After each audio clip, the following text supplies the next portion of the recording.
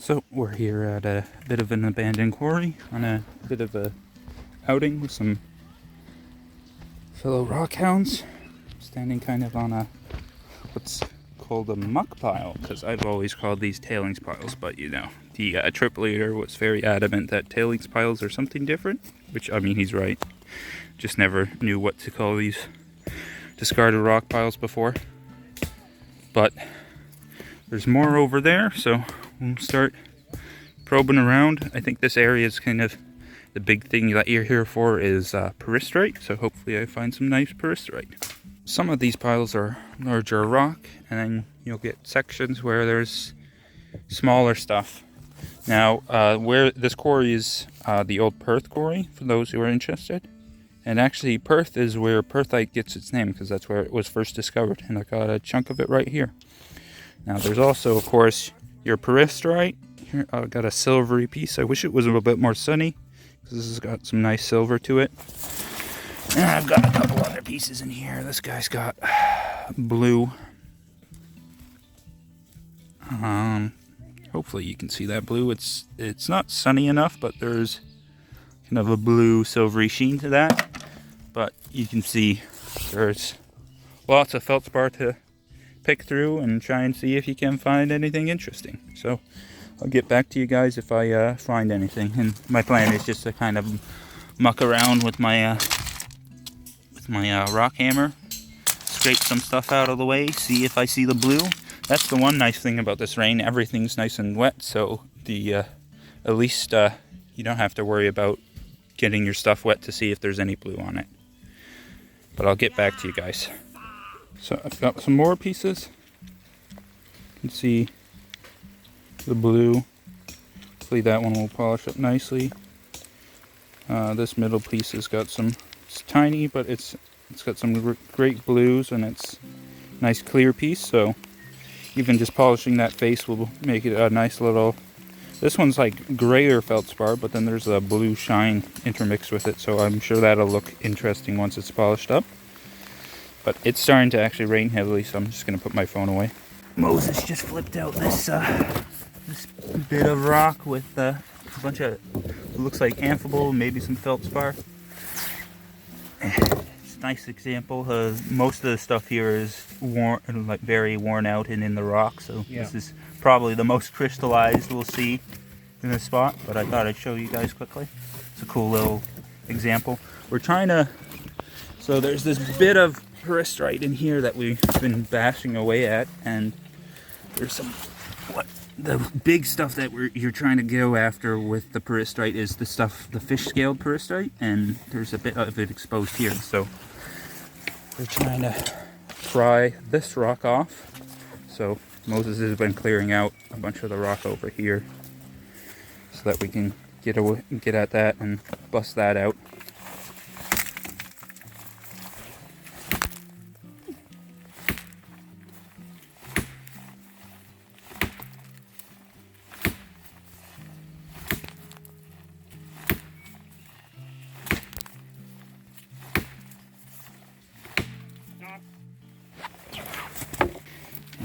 So he's been cracking it. Okay. We've got some good stuff here. Fish scale stuff. But I gotta get it out of the way. Now, when people talk about fish scale Peristerite, this is the type of stuff they're talking about.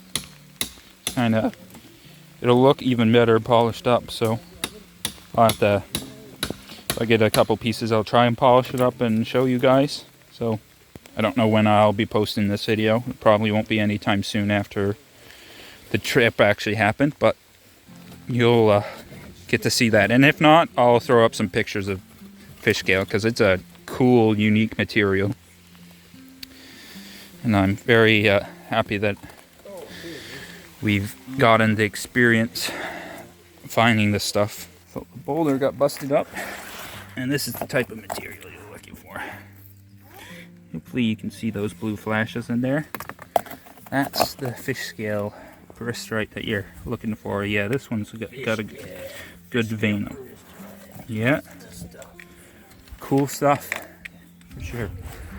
But there's so much of it here that'll there'll be some left over. So you know, if you're looking for it, always check out the, or if you're in the Perth area and you got some time, check out the Perth Quarry, because it's a cool little spot if you're looking for Peristerite.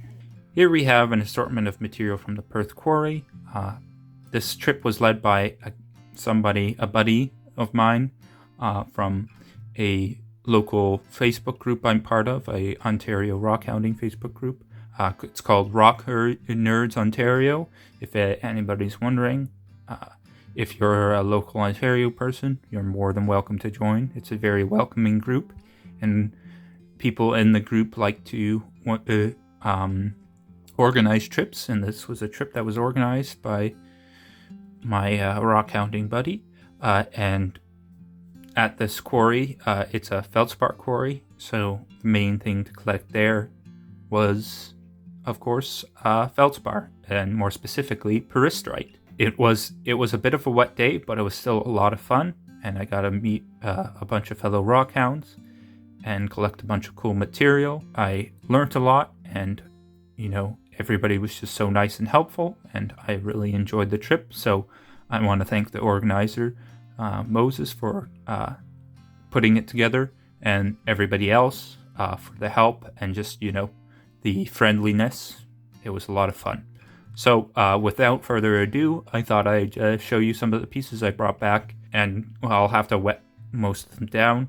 You can see a bit of blue, I'm sure, already in some of these pieces, but once they're wet down, it'll be a lot easier to see. The main thing that people are after at the Perth Quarry is the Peristerite, and more specifically a variation of Peristerite known as fish scale Peristerite, where basically the blue silvery flash, or the shiller, the blue silvery shiller, is basically broken up into cells, or fish scales, if you would call it, hence the name fish scale Peristerite. And that was the big thing that we were all after. And right at closer to the end, I was busting open a rock or trying to get a piece out of a large boulder of feldspar, some clear or some just larger chunks of Peristerite. And one of the other collectors there, he helped me split the rock, and that's when he discovered that there was fish scale in there. So he went to town on that rock and broke it up even more, so that there was a bunch of fish scale material, and there was so much that everybody could have a bunch of pieces, which was nice. Of course, you saw that already. I'm sure I would have included that in the video because it was quite impressive. Just going away at the boulder and breaking it up, following the fractures and just breaking it up into manageable pieces. But let's get these wet, and I'll show you what I'm so excited about. Before we get started looking at the Peristerite, I thought I'd quickly show you one of the pieces of perthite I brought home, since I thought it would be fitting, since it's close to Perth and it's called Perth Quarry, and perthite is named after Perth, Ontario, where it was originally found. I thought I'd show you this piece of perthite. For those who don't know, perthite is just basically an intergrowth of two variations of feldspar, and so you get this stripy look. I have found perthite before, but it was in its amazonite, so perthitic amazonite, but I haven't found the classic perthite, which was the first material that was found and named perthite in the first place, and this would be very similar material to that. But it's just cool to have a bit. For those who want to know what this black stuff is, this is actually tourmaline, more specifically schorl, so black tourmaline. This site had both amphibole and then tourmaline, and kind of the way you can tell the tourmaline apart from the amphibole is that the amphibole was a dark green, whereas the tourmaline is jet black. And the amphibole is also much more powdery. Here we have a piece. You can see the blue flashes there. This will probably be a piece where I actually cut it and eventually turn it into cabochons or something, or polished pieces. But that'll be way down the road. I wanted to kind of put this video out with me polishing some pieces so you guys could see the pieces, some pieces polished up. But I realized that's not feasible right now, just with how my work schedule is, and just because my lapidary shop is still packed up. renovations have just finished up as I'm making this video, but I won't be able to set up my lapidary shop for a while because I'm going to be out of time for work because of my busy work schedule. So for now, you guys will just get to see the raw material in its glory, you know, and it's the blue flashes that are the big thing. That's what you want. Here's another piece. Sometimes orienting the piece is a bit of a pain, but you can see the lovely blue. This one's cool. There's some of the material actually has like these stripes basically where there's these fractures that go along one of the cleavage planes of the feldspar crystal, or the larger feldspar crystal, but they don't break off. Like they don't, the fractures are rehealed or stuff, and so you get this peristerite with this nice striped look, which is cool. I have some larger chunks that have a similar look to it that I'll show you. Here we have another piece where you can see the stripes and then you can see the blue. Sometimes it's a bit of a struggle to orient the material in a way where you can see the blue. I think my strategy with this material, with most of the material I'll collect, is I'll do a rough polish on like the face, get it flat, see where the color is, see what angle it is best to cut, and then I'll cut with my saw. But I'll do a rough polish just to figure out what's the best material, and then go from there. I took some smaller chunks home that had some good blue in them, that my goal is to kind of use them to kind of learn what's the best way to polish this material. Now, I don't know if this is, because there is some of the fish scale materials kind of micro fish scale-y, and I'm still not I think this is just regular, but micro fish scale peristerite does exist. So I don't know if I found any of that, but there are a couple pieces that I know are fish scale-ish peristerite for sure. This might be one of those pieces that is fish scale peristerite. It's hard to tell. Once I have a flat face polished, I think it'll be easier for me to tell. But you can see that lovely blue and the silver flashes there. This is just some regular old peristerite. You can see the blue in there. Hopefully, once I have a polished face on this, it'll be easier to see. But that'll be down the road. I definitely want to make another video where I polish up some of this material and turn it into stuff. But that'll be for later. Here's another piece. Some good blue, and then there's this really awesome silvery patch right here. I think this might be kind of fish scale-esque, but I don't think it's true fish scale. But it's got kind of like the scaly patch of silver that's running through the blue, which is kind of cool to see. Now, as I'm showing you this stuff, I thought I'd also tell you about the Perth Quarry and why it was in operation.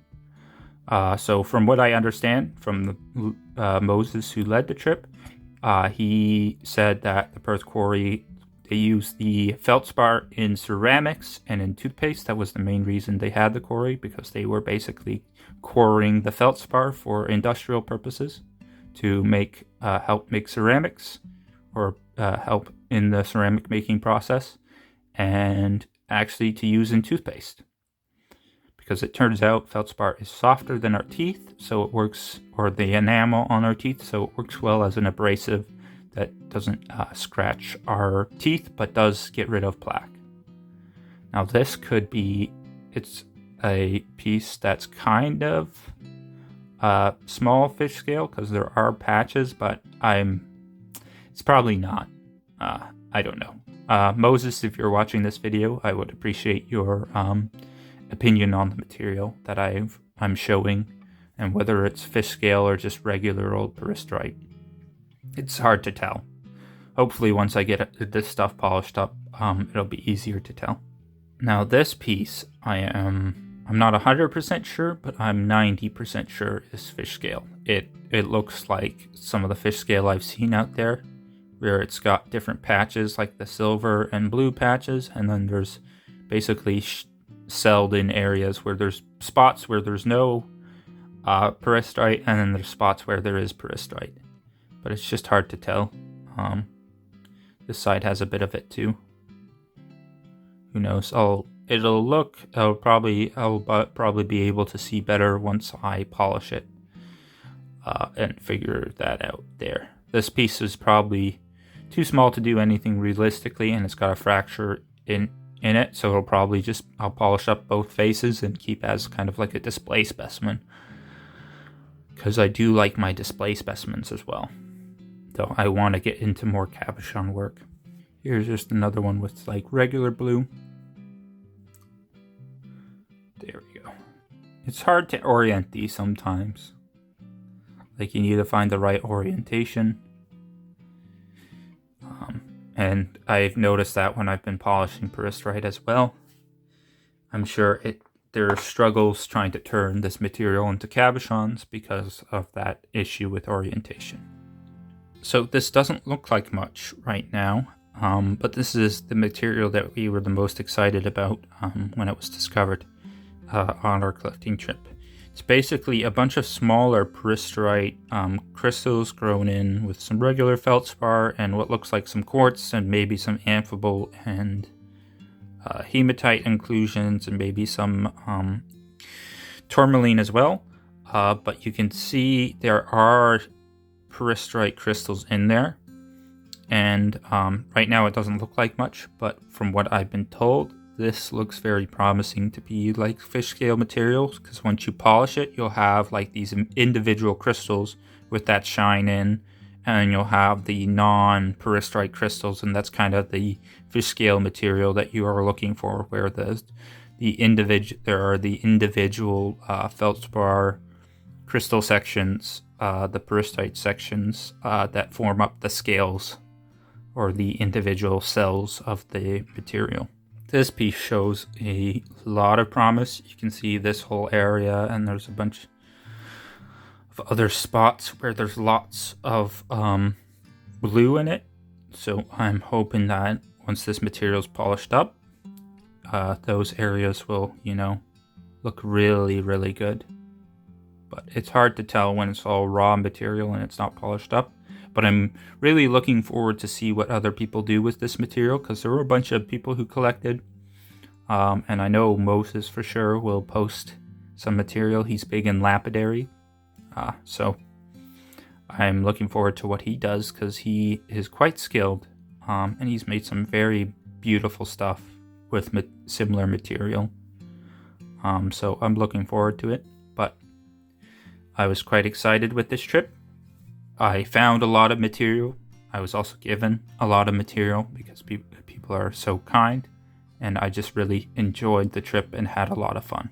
So I want to thank Moses once again for organizing the trip. It was a lot of fun, and I want to thank you guys for watching this video and supporting my channel. Please do, if you like this type of content and you haven't already, please do like and subscribe. This is the end of the video, so I wish you a good day. Please, in the comments below, let me know what your favorite piece was, or what piece you think shows the most promise. And I will see you guys in the next video. Goodbye.